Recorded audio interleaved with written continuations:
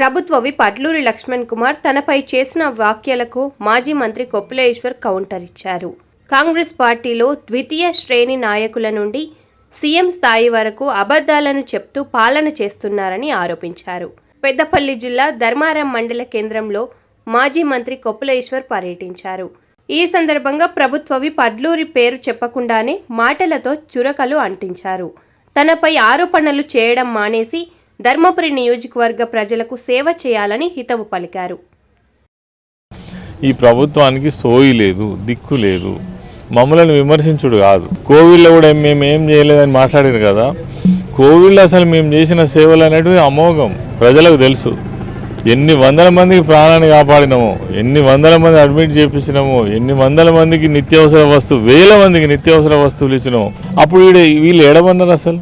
ఇలా ముఖ్యమంత్రి ఏడమన్నాడు, ఇప్పుడు మాట్లాడటం ఏడమన్నారు. వాళ్ళ పేరు తీసుకోవడానికి కూడా ఇష్టం ఉండదు. ఎందుకంటే ముఖ్యమంత్రి దగ్గర నుంచి కింది స్థాయి నాయకుల వరకు అబద్ధాలు చెప్పే బతుకుదామని చూస్తున్నారు. నిజం వాళ్ళ నోట్లకెళ్ళి రాదు. ఎందుకంటే అబద్ధాలు చెప్పే అధికారంలోకి వచ్చిండ్రు. మళ్ళీ అబద్ధాలు చెప్పే ఈ 5 ఏళ్ళు ఎల్లదిద్దామని చూస్తున్నారు. అయ్యో ప్రజలకు ఇబ్బంది ఉన్నది, అవసరాలు ఉన్నాయి, వాళ్ళు ఎట్లా తీరుద్దాం, అది లేదు. దొంగ మాటలు చెప్పి అయిపోయింది. వాటిని నెరవేర్చడానికి మాత్రం చేతనైతే లేదు. నిజం కాదా విష జ్వరాలు వచ్చేది? ధర్మపురిలో 2 పిల్లలు, చదువుకునే పిల్లలు చనిపోయారు. కళ్ళు కనబడతలేవా? మేమెందుకు చెప్పాలి? నువ్వు ప్రభుత్వంలో లేవా? మేము ఉన్నప్పుడు చేసినాం. నన్నరుడేందుకు? నువ్వేం చేస్తావో చెయ్యి. ధర్మపురిలో మాతా శిశు ఆసుపత్రి 50 బెడ్లది కాలేదా? నీకు చేతనైతే ఇప్పుడు ప్రారంభం చేయి. సంవత్సరం దాకా ఏం మాట్లాడద్దని అనుకున్నా. సంవత్సరం తర్వాత మాట్లాడతాం. నువ్వేం చేసినామో, ఏ పొడుగు చేసినామో మా చెప్తాం. కానీ మమ్మల్ని అనడం ఎందుకయ్యా? మేము ఎన్నడన్నా మీ జోలు తీసినామా?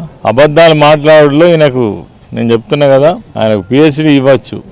హైకోర్టు తీర్పును కూడా తప్పు పట్టి మొన్న శాసనసభలో మాట్లాడు. అసలు బుద్ధి ఉందా నీకేమన్నా?